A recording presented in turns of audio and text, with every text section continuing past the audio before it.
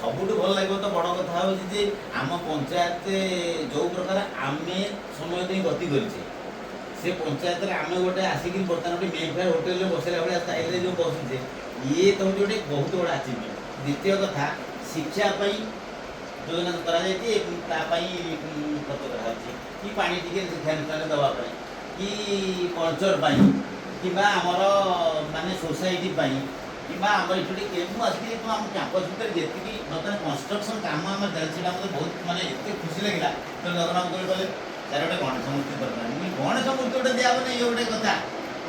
ଆପଣ ତ ବଡ଼ ଭାଇ ଆମର ଗାର୍ଡିଆନ୍, ତେଣୁ ଜଗନ୍ନାଥ କହିଲେ ତେଣୁ ମନା କରିବାର ପ୍ରଶ୍ନ ଉଠିନି। ଜଗନ୍ନାଥଙ୍କର ମାନେ କଥା ଅନୁସାରେ ତାଙ୍କୁ ତାଙ୍କ ପଇସାଟା ଆପଣ ଧରେଇ ଦିଅନ୍ତୁ, ଏଇଟା ଖୁସି।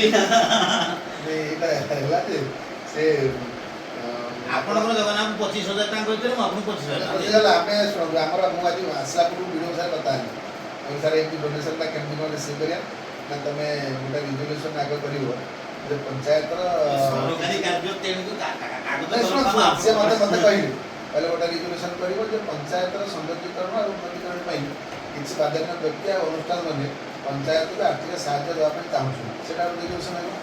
ସେଇଟା ସର୍ବସମ୍ମତିକ୍ରମେ ଗୃହୀତ ହେବ ଯେ ଆମେ ଅନୁଦାନ ଗ୍ରହଣ କରିବା। ତାପରେ ଯିଏ ଦେଲେ ତାଙ୍କର ଗୋଟେ ଲେଖିବ ତାଙ୍କ ଏତିକି ଅନୁଷ୍ଠାନକୁ ଦାନ କରିଥିବାରୁ ତାଙ୍କୁ ନିଜ ତରଫରୁ ଧନ୍ୟବାଦ ଦିଆଗଲା।